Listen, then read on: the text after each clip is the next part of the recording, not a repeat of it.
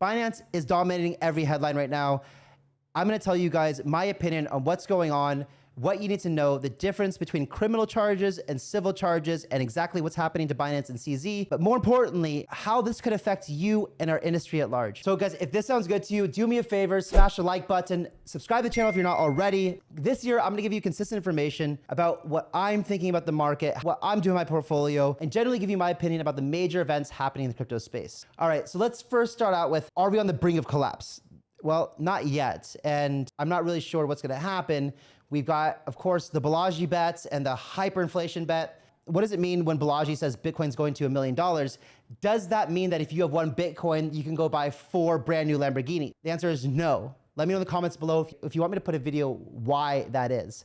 But let's get back to CZ. So the charges from the CFTC right now are civil charges, and it's a lawsuit. So you have to understand this is not the Department of Defense or Department of Justice or the FBI. This is a regulatory body. The CFTC is a regulatory body. It's not the government necessarily, just like the SEC is not the government, and the SEC cannot do criminal charges. Neither can the CFTC, right? This is the Commodities Futures Trading Commission. This is a regulatory body that looks for regulatory violations and then tries to enforce those through lawsuits. So where do we currently stand? Well, if the CFTC pulls this off and successfully either sues CZ and Binance and wins that, we're looking at a penalty, a tax. This is the same thing that happens through big banks. Big banks get caught all the time laundering money for cartels, probably terrorists. Once every 5 or 10 years, they'll get caught and then they have to pay a tax on their money laundering. Typically throughout history, we've seen financial crimes always charged through financial penalties. Usually when you see criminal charges, you see things like Bernie Madoff going to jail, committing fraud for malicious acts that intentionally hurt a large amount of people. However, when there are more like financial institutions that are breaking laws or regulatory laws that have to do with, regulatory frameworks and how financial institutions govern money and send money and process money, these are typically settled through fines. One of the things that I've always said is, why would a bank not money launder? They make so much money from it. And when they get caught, they get a slap on the wrist and they say, no, you shouldn't do that. But really, no one has a problem with them doing that. Why? Because they get to make money, right? So the banks make a bunch of money and then the regulators come in and say, oh, you shouldn't have done that. You should pay us money. And then they get money. And so like everyone wins in the situation, right? So cartels win, banks win. Why would anyone stop this from happening? So the question is this time different? And if you look at people like Kim.com who are screaming political revenge, maybe, right? We do know in history that there has been times when things get too political that things start to cross lines from civil to criminal, sad but true. And to be clear, just so I set my stance on this right now, so long as CZ hasn't committed fraud in any way, then I really would like to see, if there's regulatory violations, sure, penalties, no problem. He's got enough money to pay them. But I really hope that no matter what happens, that they don't choose to make an example out of him, because when they do, they come down super hard, ruthless, and there's just no real way to win that in a court battle. It's the system that you get brought into, and that is a really difficult thing to beat. It's not impossible, but it is very hard, and it's so dependent. It's like a coin toss. Which judge do you get? Which jury do you get? These things get really bad. One of the worst cases in my mind of being made an example of, this has nothing to do with financial institutions, but it's just an example. And because I think that anyone watching this should definitely go watch this film, The Internet's Own Boy, the story of Aaron Swartz, who's the co-founder of Reddit. This guy was just a brilliant genius who, taught himself how to code, taught himself how to read, was building RSS feeds, the things that, like, if you have a website and you want Twitter to your Twitter feed, top 5 recent tweets to show on that, that's, Aaron was helping contribute code to that at 13 years old. When he started getting political and really started to make a difference is when the government came after him. And we see that CZ was a catalyst to the FTX collapse. And I generally believe that CZ had no idea about how bad things were at FTX. He just saw someone who he thought was a friend, Sam, trying to rat him out in Washington, and decided, you know what, man, I'm not going to keep my FTT tokens anymore. Like, I don't like you anymore. You're trying to screw me over. And therefore, I'm going to get rid of all this. And yeah, I'm pissed off. And so I'm going to tell people that I'm going to get rid of these things, right? I mean, I would do the same thing. And that's, fortunately or unfortunately, I'm sorry to anyone, and me, myself included, were some people who lost money in FTX. But on the flip side, I'm glad that it went down when it did and that it wasn't 10 times as big, because eventually that house of cards would come down. So there are some people that are speculating that the Biden administration, Democrats, politicians are pissed off because essentially CZ could be seen as somebody who instigated, started, or maybe even in some people's minds caused the FTX collapse, although we know it was Sam himself who did it, right? You shouldn't blame somebody else. You don't shoot the messenger, right? Like this is the, like it's Sam definitely responsible for this, who stole your money and stole my money, stole everyone's money and traded it away like a degenerate gambler. Anyway, point is that affected a lot of people politically, right? And a lot of people were embarrassed, and like, everyone on Washington has egos, big egos.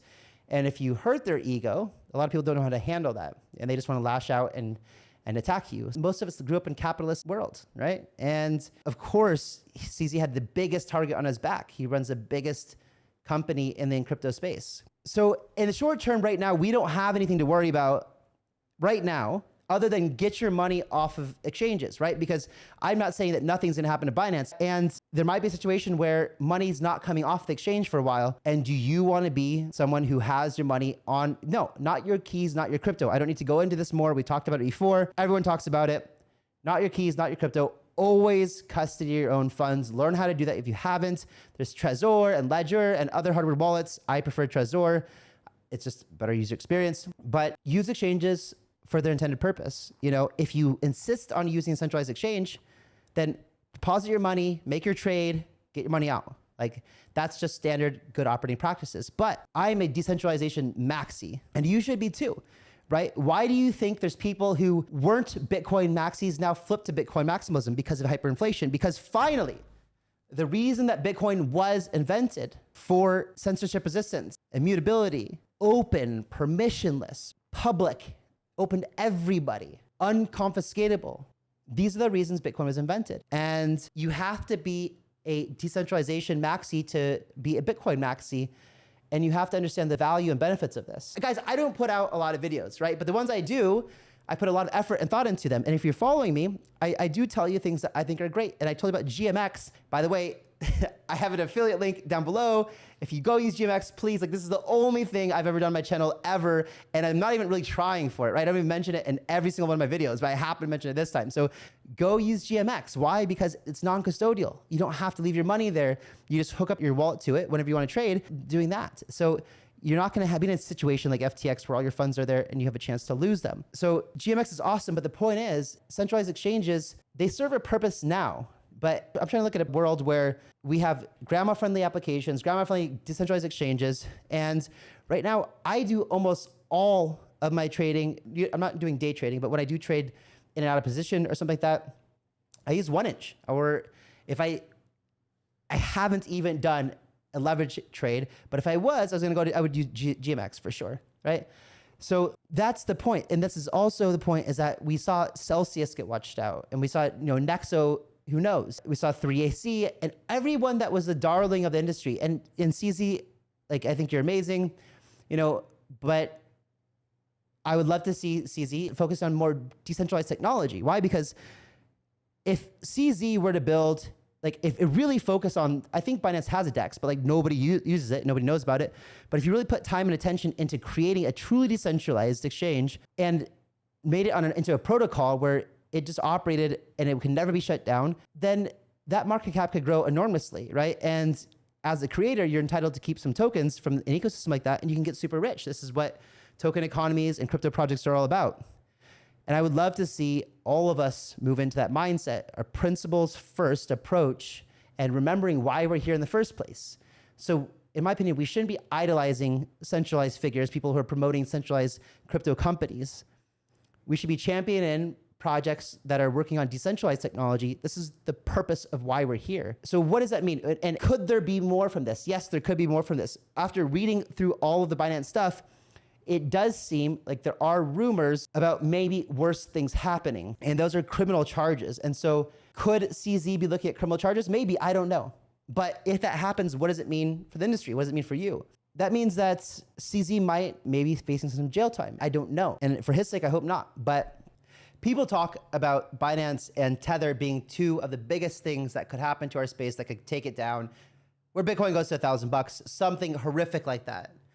But really, there's nothing decentralized about Tether, right? Tether is a centralized company, a centralized coin where the owners still have ownership of the token contract. They can freeze your tokens, they can revoke your tokens, they can mint, burn at will. It is super centralized that puts out its token on decentralized blockchains. I don't know why that is though. You know, this is not, again, guys, we shouldn't be here and depending on centralized companies to survive for industry to thrive. It's like the wrong mentality. And I know that we can't fight crowd mentality. We can't fight the sheeple, but you know, we have to be aware of what's going on. And so if criminal charges come in and let's say CZ got arrested, look at BitMEX and Arthur Hayes. Arthur Hayes got arrested for servicing US clients, which is what Binance is being accused of. And he got house arrest for a couple of years. But BitMEX is still operating, right? It's still operating. You know, Arthur Hayes is no longer executive over there, but it's still operating. And so my guess is that even if something happens to CZ, Binance is still going to be up and running. But again, I just want to drive this home. Don't count on it, right? Take your money off of Binance. Take your money off of all centralized exchanges, off of Coinbase, off of everything. Custody your own funds. That's going to wrap it up today, guys. I really wanted to give you my opinion on this CZ Binance thing. In the description below, I will have a link to a really detailed thread if you want more information about this whole drama and what's going on. And make sure that you like the video if you haven't already, guys. Subscribe to my channel if you're not already, and I'll catch you on the next one.